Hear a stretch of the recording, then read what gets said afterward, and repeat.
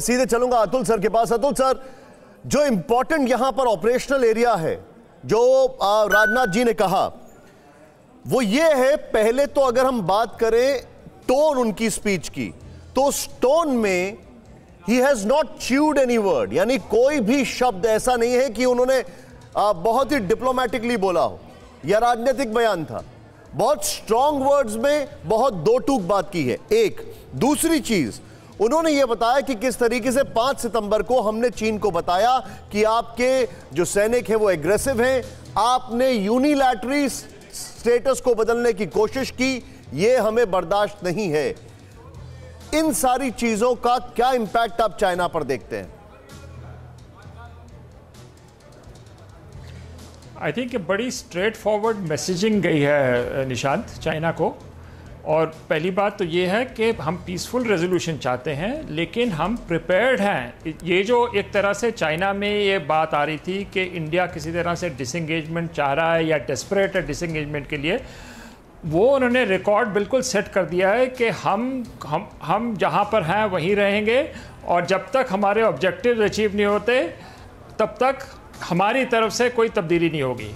तो चाइना को ही विड्रॉ करना पड़ेगा और स्टेटस को एंटे को बहाल करना पड़ेगा। ये मैसेजिंग बड़ी क्लियर चली गई है।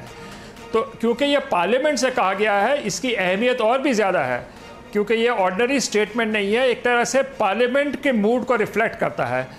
तो चाइना को एक तरह से एक रियलिटी चेक दिया गया है इस वक्त कि अब जो है एक सिचुएशन ऐसी है कि या तो आप इसमें ये जो डिसंगेजमेंट की बात है इसको आगे करें, नहीं तो पीसफुली हम चाहते हैं रिजॉल्व हो, लेकिन हम प्रिपेयर्ड हैं कि अगर पीसफुली ना हो तो हमारे सोल्जर्स भी प्रिपेयर्ड हैं। उन्होंने सियाचिन की बात की सर, आप कि सियाचिन में हमें कोई दिक्कत नहीं है हाई ऑल्टीट्यूड में रहने की। You have worked in China, आपको इसका क्या इंपैक्ट दिख रहा है चाइना के ऊपर? सर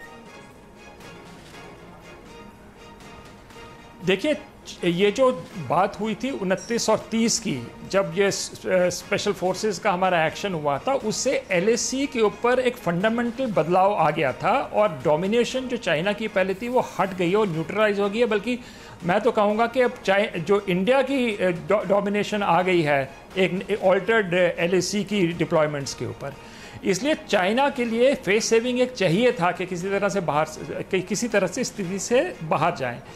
अब मेरे को लगता है कि डिबेट चाइना में और तीव्र होगी कि किस तरह से इसकी डिसंगेजमेंट की जाए, और ये जो इंटरनल फैक्शन फाइट होगी जो चाइना के अंदर शी जिनपिंग की और उसके जो CYL और दूसरी फैक्शंस हैं, मुझे लगता है कि एक तरह से इंटरनल फ्रिक्शंस बढ़ेंगी इसके ऊपर। लेकिन मैं फिर भी कहूँगा कि चाइना में फाइनली ये लोग नवंबर का वेट करेंगे US इलेक्शंस का, कि वहाँ पर अगर ट्रंप आते हैं तब मुझे लगता है एक तरह से फंडामेंटल, अगर नहीं आते तब तक वो स्टेटस को मेरे को लगता है मेंटेन करेंगे। हालांकि इंटरनल कॉन्ट्रडिक्शंस चाइना के अंदर बढ़ेंगी।